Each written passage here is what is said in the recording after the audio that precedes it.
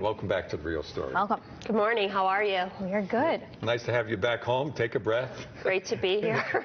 There really is no breath, though. Yeah. Well, there's no breath left, maybe, Yeah. I guess, because that's all you're dealing with every day is you have these caucuses, getting briefings on what's going on in the inquiry. Yes, I am quite surprised at how quickly this is moving. I don't think any of us could have predicted or prepared for what has happened over the last couple weeks. And really, people ask, what's the timeline?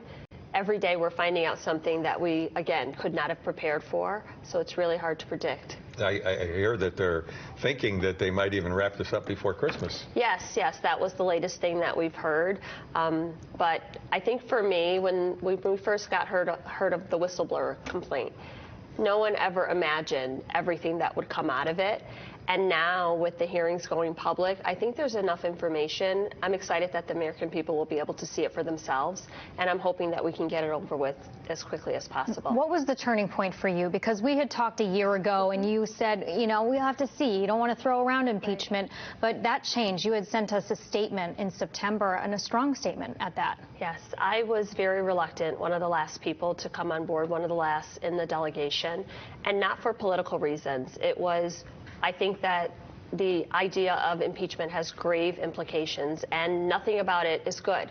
You know, it'll bring us into a dark place, and you hear a lot about, you know, Congress has to legislate. They shouldn't be doing this, but part of our role is oversight. And I think for me, it was the whistleblower complaint, the idea that congressionally appropriated funds could possibly have been withheld by the president in order to get information on his political opponent. And I think everything that we've seen in the weeks following that have supported that, even absent the complaint. And that is just hard to ignore.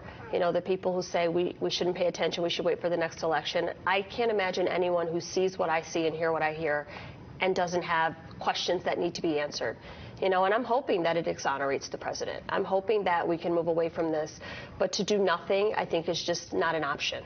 And the question of the aid for Ukraine, that was appropriated by Congress last year, right? Right. And there were lots of questions about why the funds had not been dispersed. And no one could really answer those questions. So the initial complaint was stunning in that regard. But I think in the weeks since, everything that was alleged by the whistleblower has been backed up, corroborated, has been deemed credible. And again, no one is above the law. I think that, for me, you know, people talk about the demographics of my district and what that looks like for me in the next election. I'm at a point where I'm willing to lose over this. You know, if it means I won't get reelected, I just think it's the right thing to do, to follow the facts. There are a lot of Republicans in the 5th District that you represent, and are you hearing from them daily about this impeachment Oh, thing? absolutely. You know, I get calls. The 5th District is so just covers the entire spectrum. I have really, really progressive Democrats and really conservative Republicans. And on Tuesday, I was out all over the district, you know, supporting candidates. And there were some really angry constituents who came up to me and told me how upset they were and they didn't think that I should go down this path. But I think the thing that stood out for me is through those visceral responses that they were giving me, it was nothing about the substance or the facts. It was, you know, what about, you know, what Bill Clinton did, or what about what Joe Biden did, or what about, and I said, but nothing about this incident gives you any pause or gives you any concern. And I think that the fact that we're pivoting to process means that, you know, people are feeling what I'm feeling.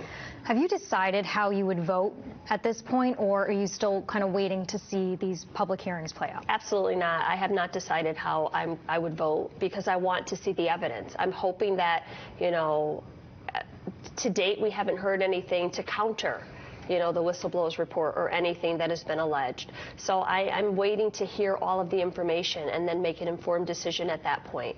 You know, I think it's unfortunate that some people are saying, you know, they've already decided on the outcome when we're not even there yet, because either way, it's not good for Republicans or Democrats. I think it's going to take us into a very dark place and a period of healing in this country. But at the same time, I think we have to preserve and protect the office of the president, you know, to adhere to the responsibility to the oath of the Constitution. You also made a little news over your tweet thanking the president and the forces who took care of Yes. the leader of ISIS. Absolutely. So some Democrats are giving you a little... Yes, and I stand by that. You know, I remember when the 9/11 Commission report came out, it talked about Bill Clinton and him saying that, you know, one of his biggest regrets was that he had not given the order to take out Osama bin Laden, that it has to come from the president, that they had incredible intelligence, and he was concerned, you know, about civilians being hurt or if the intelligence was correct. And I can imagine that that has to be a really difficult decision for a president to make.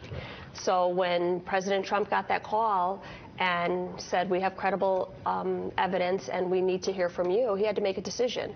I'm not saying that I agree with everything he did before or after that, but in that moment, he made a decision that took one of the most dangerous terrorists in the world off of the list, you know. And what happened after, I'm not celebrating death, you know, he was a suicide bomber and all these other things happened, but the president had to make a decision, and I'm very grateful that he was able to put politics aside and do what was best for the American people. You know, that's notwithstanding that, you know, the military and the generals and our brave military did their part, but the order comes from the president. You know, when Osama bin Laden was captured, Barack Obama was celebrated for it. The order has to come from the president, and it's unfortunate that Democrats and Republicans alike can't see beyond that or would like for me to not give credit where credit is due just because I identify as a Democrat.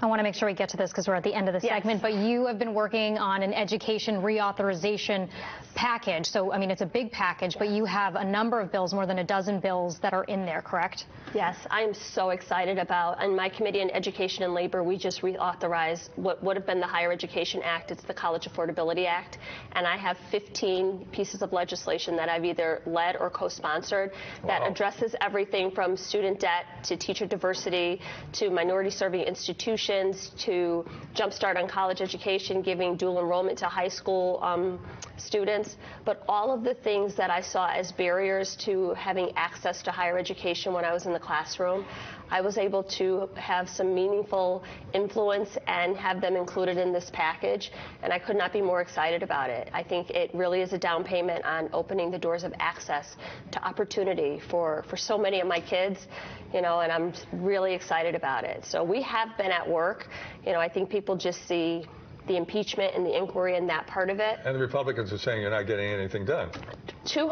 Over 290 bills so far. Wow. You know, and when people say we're not getting anything done, I welcome the opportunity to bring any of this legislation to the floor of the Senate. That's politics. That's going to happen. Yeah. So It doesn't have to be, though. You take it in stride. It doesn't have to be. Congresswoman Jahana Hayes, thank you so much for coming back and keeping us Good to see updated. you. Thank you.